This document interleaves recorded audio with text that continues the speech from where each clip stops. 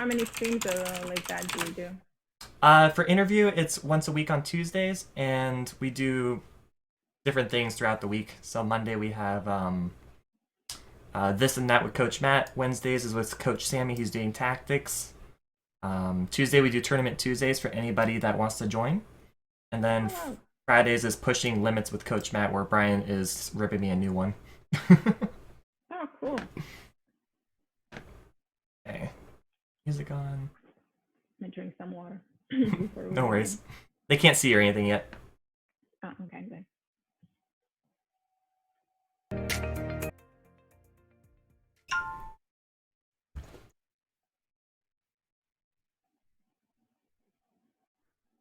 Okay, that should be good. Let me go ahead and hop into the next screen here. And we are here.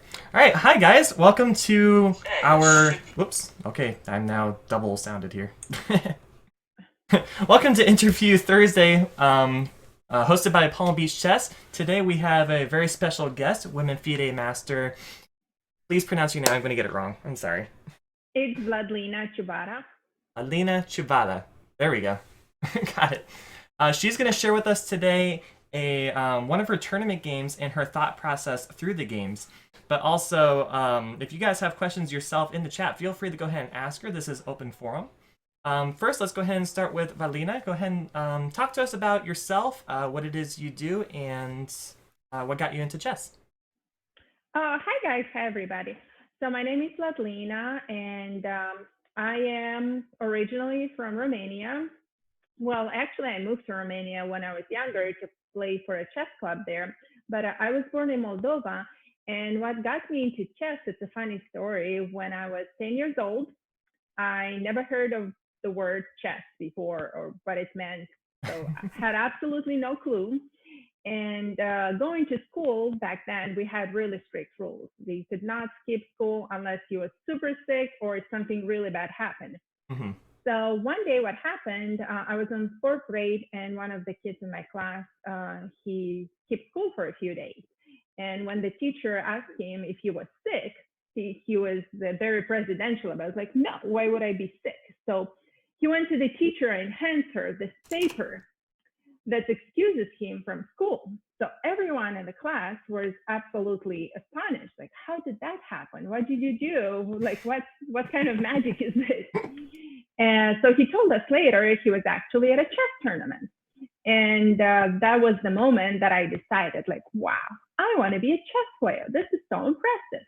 Except I had no clue what chess meant, nor did I know anybody who played chess to teach me. Mm-hmm.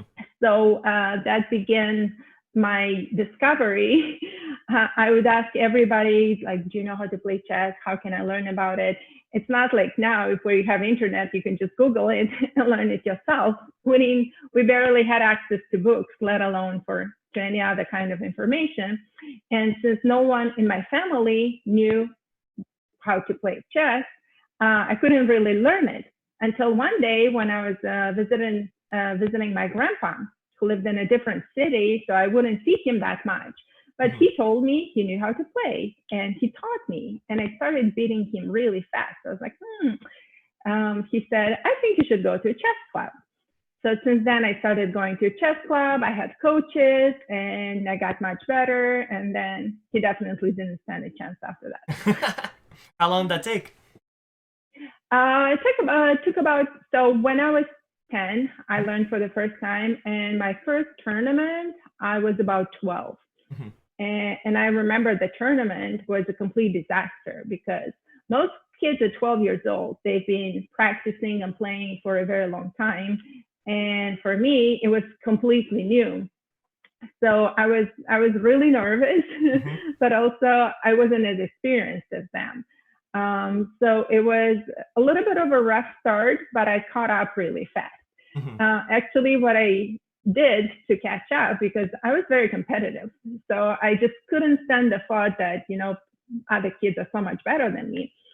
So I would sleep with books. I had some chess books, and I would sleep with them under my blanket, and I would wake up sometimes and go through the book and kind of try to move the pieces in my mind, because I couldn't put a chessboard under the blanket. Like, that just didn't work.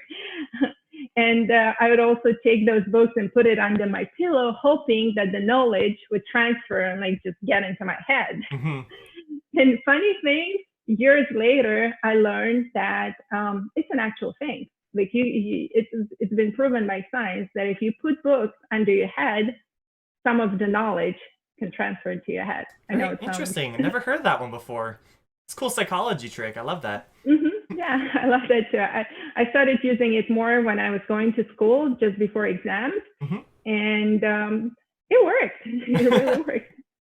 How many of you guys can say at home that you wake up and have for breakfast a chess book with tactics? You guys got to catch up. She's doing great already. Okay. Well, that's an excellent story to go ahead and get us started into this. When you got your titles for mastery, at what age were you and where did you get them?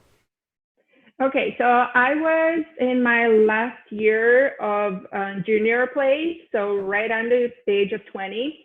And I got my FIDE Women's FIDE Master title. All right. And it was actually quite a surprise, not because I didn't work hard, but because sometimes when you're working so hard, you kind of forget about the reward.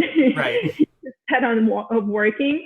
And I was playing in so many tournaments. I was winning many tournaments. And one day, I remember I was at a national, and we had this really huge room, and they, right before the first game would start, they made the announcement, and everyone was clapping, and I went to redeem they gave me a certificate, so that was really, really nice. Where was this again? I'm sorry. That was in 2004. Oh, okay. And the location? Yeah, so a while ago. It was in Romania. Gotcha. Awesome. And this game that you're going to show us today, at what point in your career was this? After already having the title being 2007? Yes, that's 2007. So it's a few years after I got my Women's FIDE Master title. And this was actually the first year of me not being the junior anymore. And it was a tough year because before then, you're kind of sheltered, so to speak, because your group age is your main competition. And under the age of 20, at least, well, now there are kids grandmasters at 12. Yeah. But when, yeah. So sleeping with chess books under the pillow. Maybe I should start doing that again. So the best girls in the country and my group age before, I think they were around my level, or I think one or two of them were just became international masters. So the competition was tough, but it wasn't anything compared to playing in the women's, where it's open and there are grandmasters, and this was a European championship.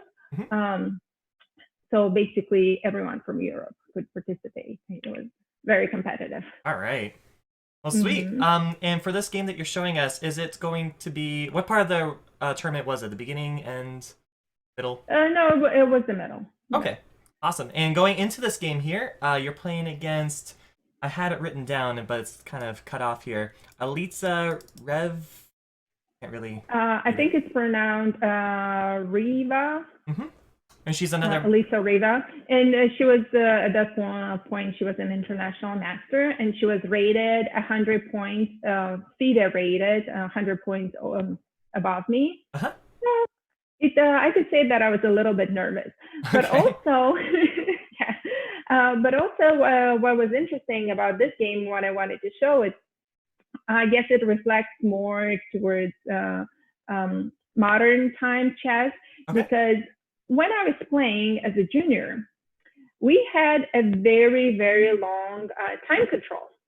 So our games were 2 hours a person, plus an additional hour for each person up to 40 moves. Right. So a game could last 6 hours. Yeah. And you'd only play one game a day.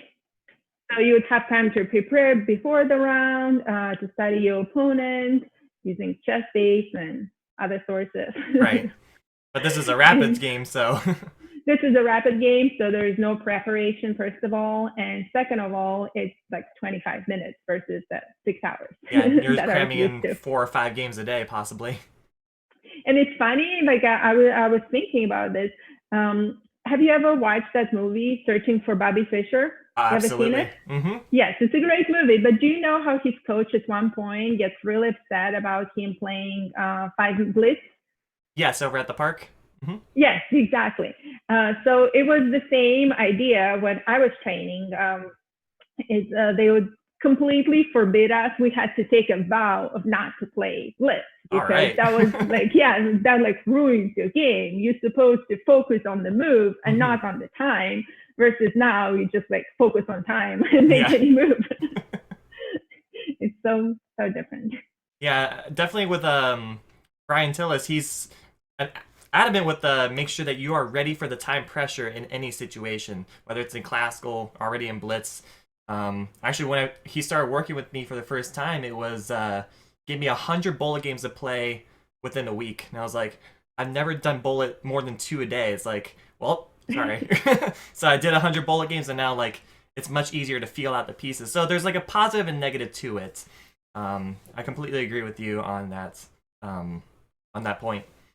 But now we don't even have the luxury of spending so much time on a move because all the tournaments they're cramped into 2 days, 3 days, and you play just all day long chess versus even now the way they do it in Europe, you just have one round and it's long time control, so you have time to focus, to think, to analyze. Mm-hmm. Which one do you prefer?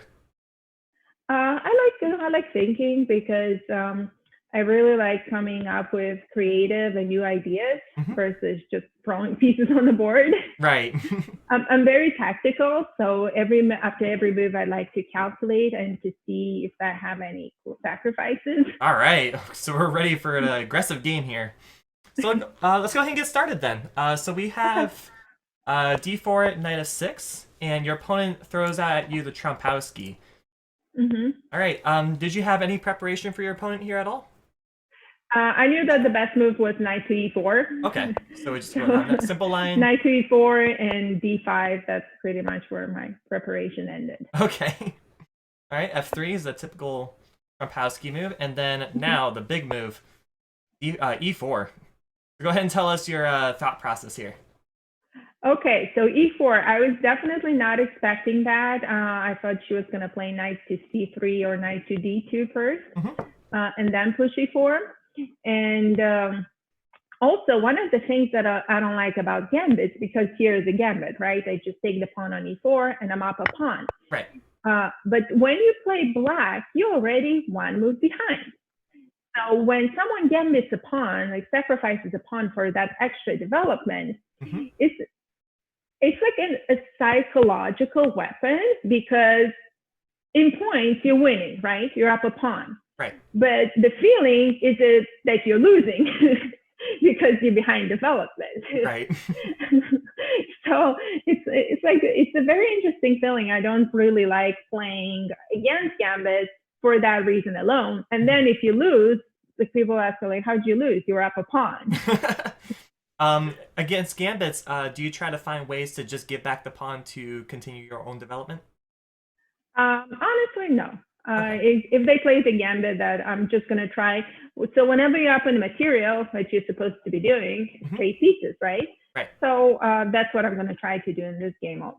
Gotcha. Just trade pieces. And if it works out, especially if you trade queens, go in the end game, up a pawn, that's perfect.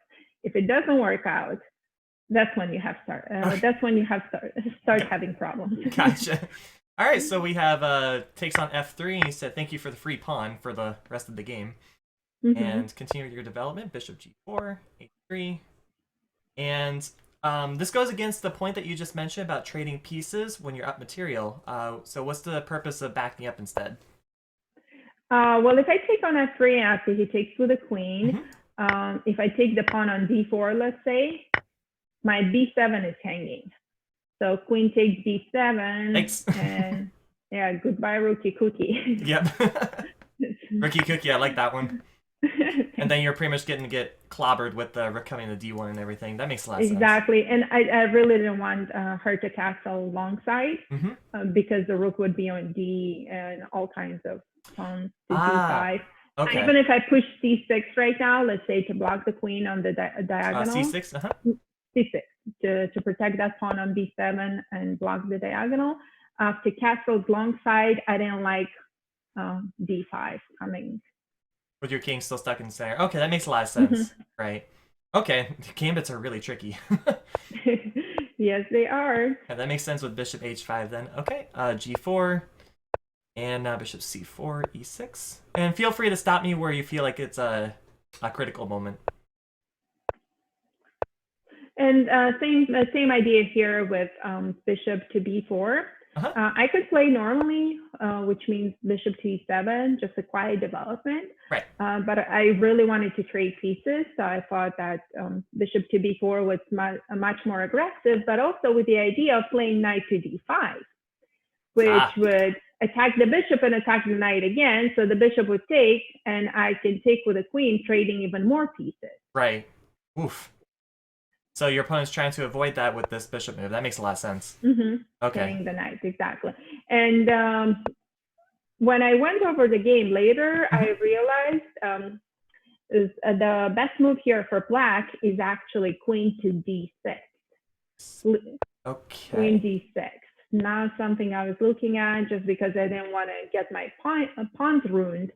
But if he takes on f6 right now, that queen is going to go to g3 with a check. So I'm going to do the check first. Yeah, so suspicion 6. Yep, check first. And if he trades queen, great. Because remember, I'm off a pawn, so I want him to trade queens. Right. And if he doesn't trade queens, then he would have to move the king and no more castling. In which case, it is okay for me to have those ruined pawns on f6. Wow, this is creatively aggressive. Wow. We completely missed that.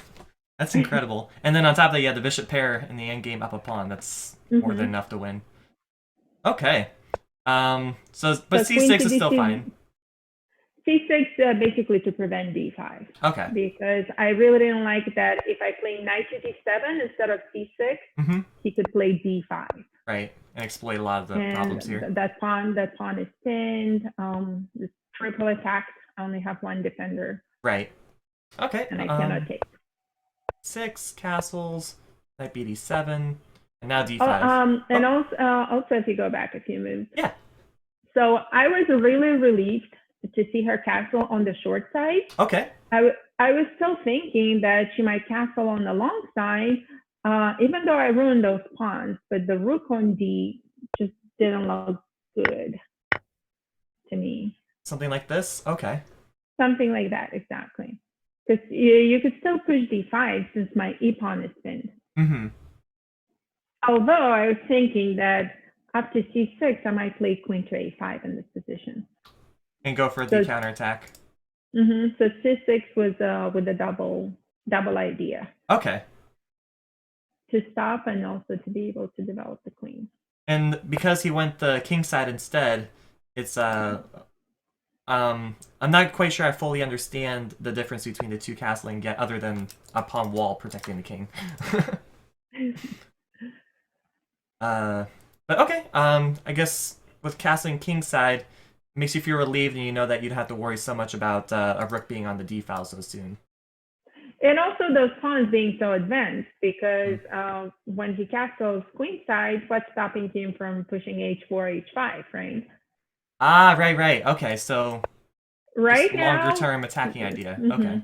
Exactly. Makes sense. Okay, thank you for clarifying that. Because that bishop is trapped. If you look at the bishop on yeah, nowhere to go. d6 is trapped.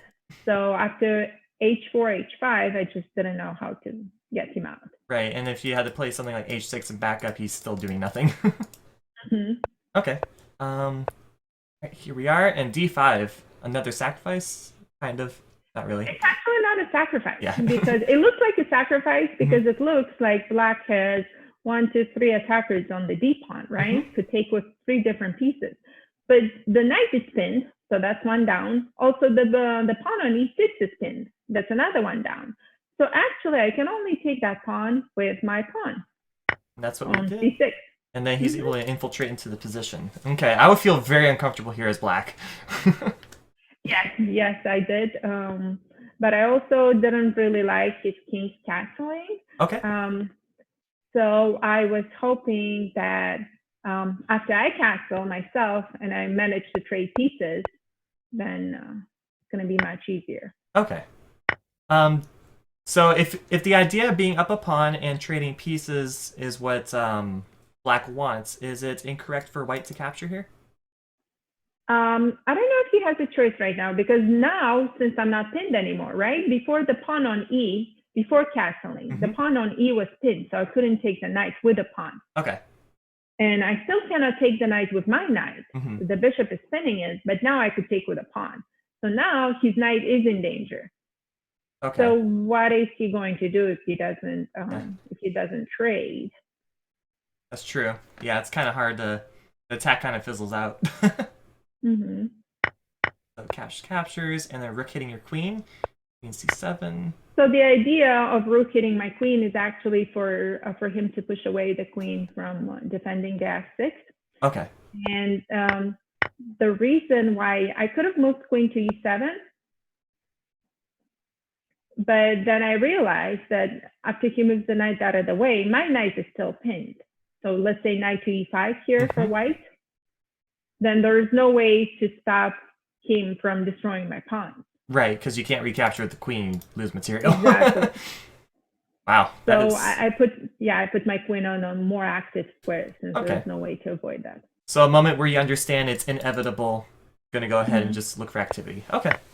Exactly. Captures. And now h4, the pawn storm. Had this king been over here, that'd been a little bit different.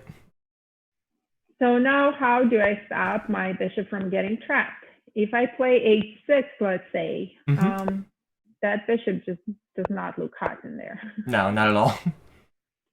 And Brian Tillis is also saying queen c7 is flexible and good. Oh, thanks. He likes it too. Oh, thank you. All right, so you went for the queen f4 idea, which is to... So the queen f4 idea is the fact that I'm attacking the g-pawn, and the most logical way to stop that capture is by moving the knight, because it opens up the white queen. Right. But when the knight moves, it doesn't even matter where he goes. I had in mind queen to e5, trying to trade queens. Ah, gotcha. Because once the queens are traded, my bishop is not blocked anymore. My bishop could go both to e4 and capture that pawn on c2. Right. Was this your plan back here when they played rook to d1, understanding that you can probably trade queens on e4? Yeah, I was targeting the weak squares. So as you can see, for white right now, all black squares around the king are weak, especially if the bishop trades. They could go bishop instead of, so after queen to c7, I guess they could go bishop to h4 and bishop to g3 to defend those squares. Right. But then they wouldn't ruin my pawn. So it's a trade-off. It's a trade-off, exactly. So I figured, hey, if they ruin my pawns and try to catch my bishop, I'm going to explore the weakness in white's position. And in this case, the weakness is the dark color squares. Yep, and it definitely shows now. Wow, ouch. So knight to g5 here with an attack on your queen. And also defending the pawn. And now you can't play queen e4 check, but yes, exactly. If you went with the knight anywhere else, I would have even bishop to e4 check. Right. So queen e5, offering another queen exchange. And now you got exactly what you wanted. That's right. And also the c2 pawn is hanging, so they cannot catch my bishop. If they play, well, that's exactly what she played, h5. But if she makes, I guess if they stop the pawn, so rook to d2, defending the pawn on c2, then I have time to play h6 and free up my bishop. Ah, okay. That makes a lot of sense. Because my bishop was about to get trapped. So every move has to be attacking, otherwise the bishop gets trapped. And now I could even trade, or no, bishop to e4 looks pretty good. Yeah. The knight. Pinning and being annoying. Yeah. All right. Being annoying is good. All right, so they go ahead and take, or capture. You capture there, and they're trying to use the open lines to their advantage. So, it's just a trade. It looks like bishop to e3 wins a piece, but it doesn't because I lose the bishop on c2. Right. So it's just a trade. But now I finally traded off most pieces, and I'm up 2 pawns. Yay! So this should be. I guess the gambit worked out for me. And that just had to do with simply looking for ways to trade off the pieces on the board. That's right. All right. That's a very simple idea, and just keep at it throughout the game. Nice. Okay. Rook test to put pressure on the f pawn, and I decided to block. I really like moves like this, like bishop to f4, because it's like the whole plan. You know, you as white, you try to set up a trap, you try to move your pieces in the right places, and then with one move, your whole game is stopped. Yeah. Just you can't do anything with these rooks on this file now.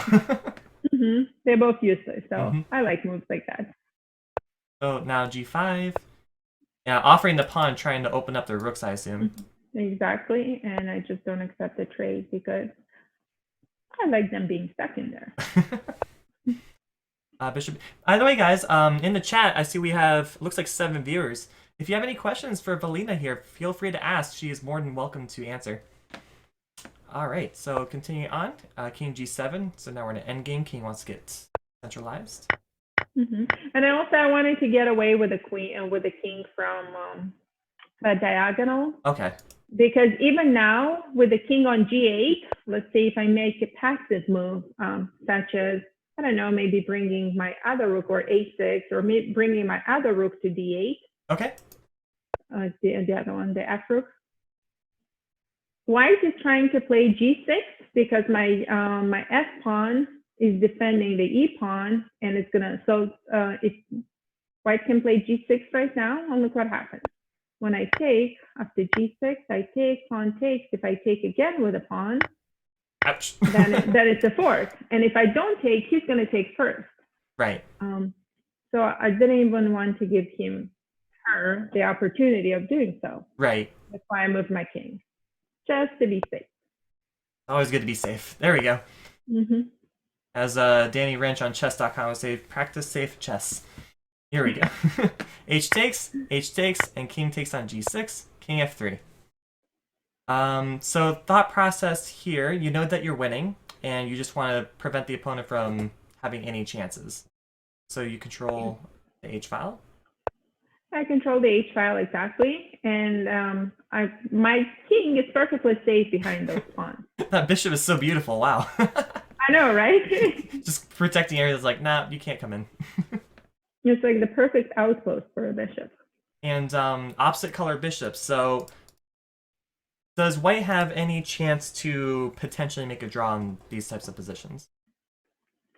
Usually with the opposite color bishops, it can even be up 2 pawns. It really depends on the position, of course, right. But it's not very clear. So I still need to have a winning plan. Just the fact that I have extra pawns doesn't automatically grant me a win. I need to be able to progress somehow. Right. That's why I still need to make aggressive moves. And also, if I trade off those rooks, you know, that's my idea from the very beginning of the game when she did the pawn, is to trade all the pieces. And right now, we still have 2 rooks and 2 bishops in the game. So and 3 connected passers. Yes, those are great, but I can use them much easier when the rooks are off the board. Makes sense. All right, so rook d1, king, rook h3, king f2, and rook c7, preventing rook d7. Yes, rook to d7. I don't like. Gotcha. To go there. Giving opponent nothing. Exactly. Rook d8. Like no chance. Rook h2, looking for trades. It's accepted. And now it's forcing the trade. King f8. Sorry, rook f8. So, I mean, here I would resign as whites, so I'm surprised that the game still goes on for another... Well, because it's a rapid, so at this point we only have minutes left. Okay. And I always tell my students, when someone else is low on time, do not resign. It doesn't matter if you're behind a queen, just did not resign, they can always lose on time. Gotcha. And we had no increments Sudden in death. this game. We didn't even use digital clocks. We were using just regular, the big style. Oh, the analog one? Like the analog with buttons, with actual clock. Oh, wow. Yeah. Those are old. I never liked playing on those. I don't know, it just feels very awkward to me. I prefer the digital ones, but yeah, one time someone used it in a chess game against me, and I didn't know about one of the rules about, I think the distance between the flag falling and something. I forgot exactly what it was. Yeah, exactly. Well, when you look at the flag, it's hard to say whether it's going to fall in 1 minute or 10 seconds or 1 second. So you're always under pressure. We have another comment here from Mr. Tillis. Feel free to read it yourself and see what you think. Vlada is also well known for getting into wicked time trouble due to her creativity and giving 100% into calculation. Just like Grishchuk. Oh, thank you. All right. Love it. But I mean, kind of looking, right? I hope so. Yeah, I would hope so.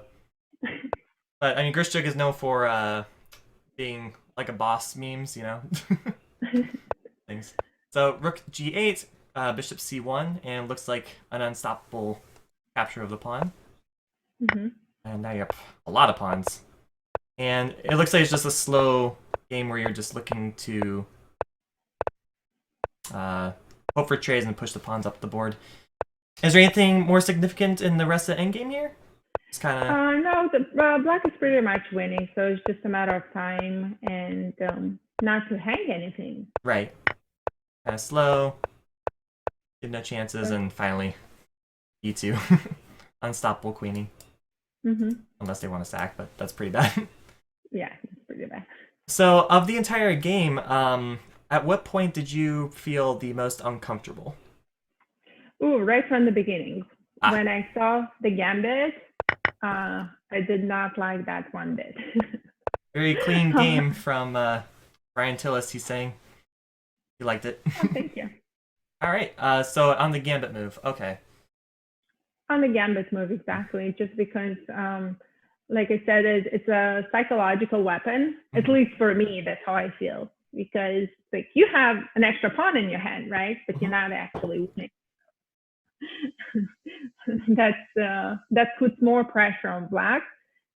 Like they're determined to win, but also white gives white the opportunity to be very aggressive, and which means I have to be defensive, and I'm myself a very aggressive player. Mm-hmm. So whenever I have to be defensive, it's not exactly my comfort zone because it doesn't let me be creative. I have to just stay in defense.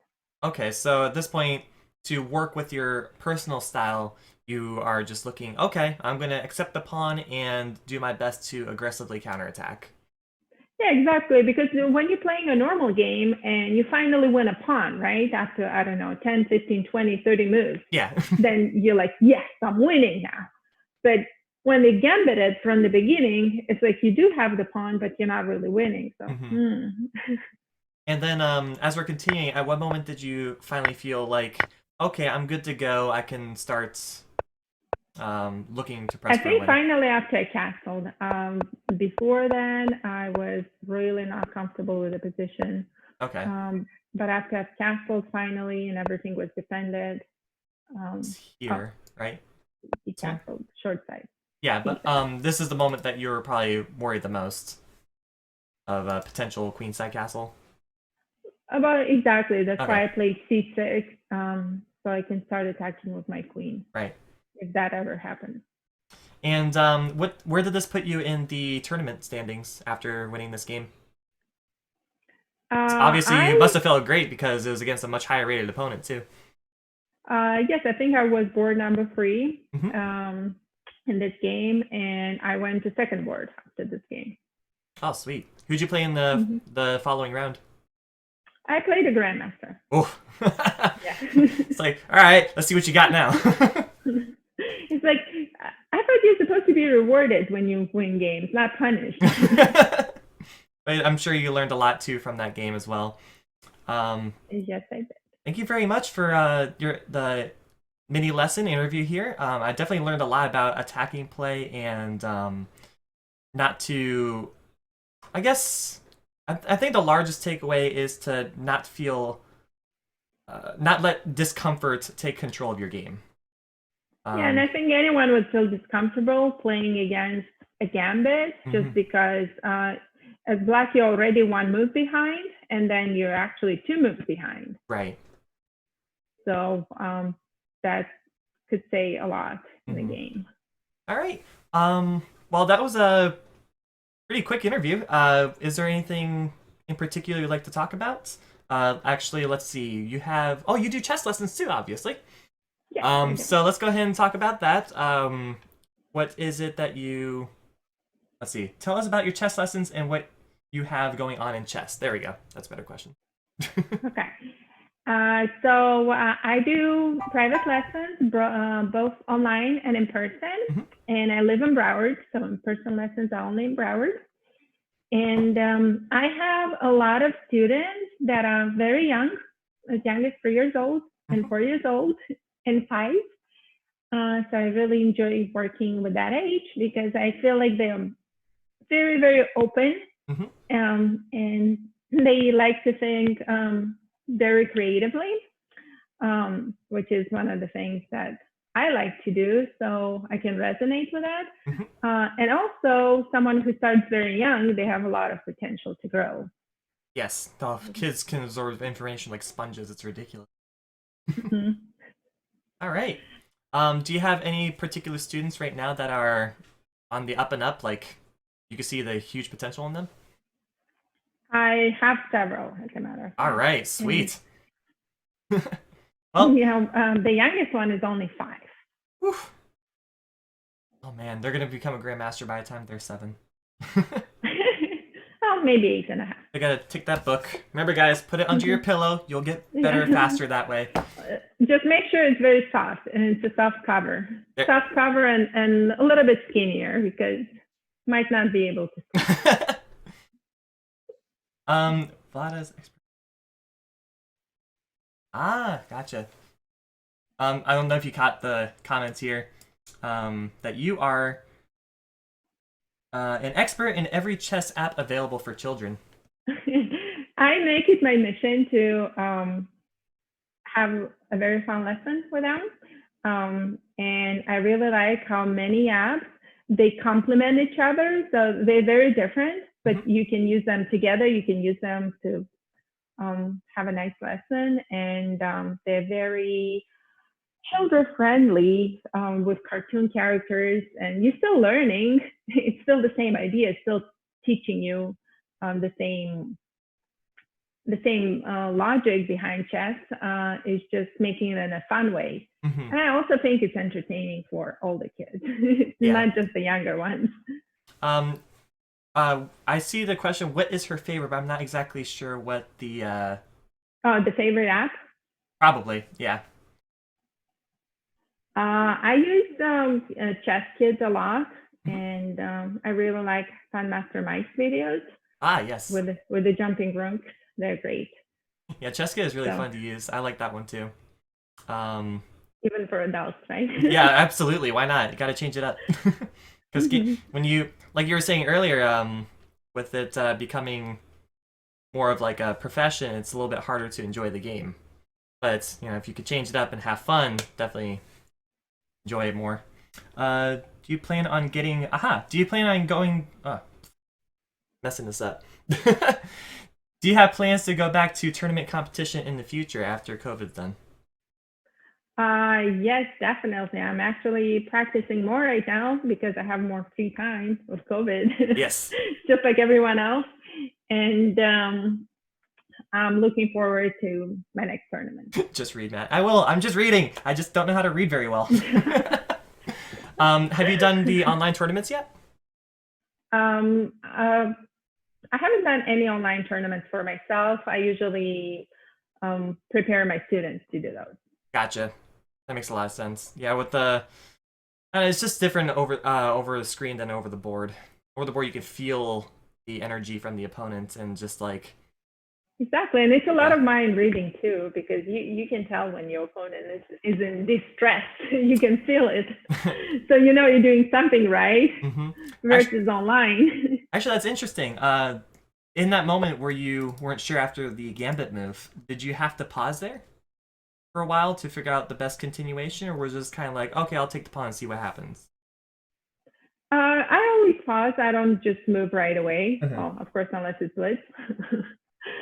Right. Even then, known Brian knows exactly what I'm talking about, because we played few blitz games hmm and I lose on time a lot because I like thinking. Um, And do you have a? so Oh, I'm sorry. Go ahead. so yes, that was the first instinct, but not before I thought it over. hmm And do you have any particular chess players that are your favorite or who you try to emulate? I really like Alekhine. Ooh. I have when I was well, one of the reasons is because when I was growing up, that was one of the first books I got. It was a very hard, thick book with 300 of his best games, hmm and he was one of those crazy players in the sense that like his sacrifices were completely amazing. hmm Um, so he's one of my biggest idols in chess, and I really like his I hear that style. Alekin, in comparison to Mikatal, or Alekin is actually sound attacks as opposed to Tal was just kind of like ridiculous. Is this true? Yes, some of the games you would see him just hanging, right, sacrificing a rook in the middle of nowhere, and then he has no pieces left, but he still checkmates the opponent. hmm So I would go over those games again and again, and it's like, what? How about the Alekin opening itself? Have you tried it um, out for yourself? no, I know a lot of grandmasters, really good hmm grandmasters play it, but no, Kind of dynamic I and don't. sharp. Yeah, I don't play that for black. Okay. Well, still, we're gonna do the shameless plug. Go ahead and check out Chess Bowl for Brian Tillis. He has his Alekin out on there. The Dark Knight Rises, I think he calls it. Pretty cool book. Bortnik. What about Bortnik, Brian? Oh, I know. Yeah, I know he plays Alakine. That's why he mentions him. Ah, gotcha. Mm-hmm. Cool. Unfortunately, I'm personally out of questions, but in the chat, guys, if you still have questions for Vladlena while we still have her, go ahead and ask away. I'll kind of just sit here awkwardly for another 10 seconds until they can get the. Because it's kind of like a stream delay, you know? Oh, But, yeah, is there any particular takeaway you would like for the students to have, or anybody who is interested in learning chess or getting into it? takeaway from this game or in general? In general, yeah. In general, for all my students, I always tell them never resign. Never resign. That's one of the things that I see happen the most, and it's appropriate for grandmaster level, and I see why grandmaster would resign, but with kids, I don't think, because anyone can still make a mistake. That's true. So just keep playing until they stalemate you. Yeah, I can actually then, feel myself doing that in this end game. I feel like I would throw it away somehow. I don't know how, but I feel like I would. Definitely don't give up, guys. Always fight to the very end. Be like, exactly. prove you can beat me. Mm-hmm. All right. Well, thank you so much again. We're gonna post this out onto YouTube, and so you guys can go ahead and follow us on there, Palm Beach Chess. Again, you go ahead and check out Vladlena on palmbeachchess.com. She has her, I believe we have your contact info on there. And Yes, you do. okay. So you go ahead and check out on there if you're interested in having lessons with her. I definitely learned a great amount here. Like, especially like I would fall apart in positions where I'm getting attacked. So how you just handled the position, stay calm, and just went for a counter attack. It's like, okay, try that out. Oh, Well, let me know how it works for you. thank you very much.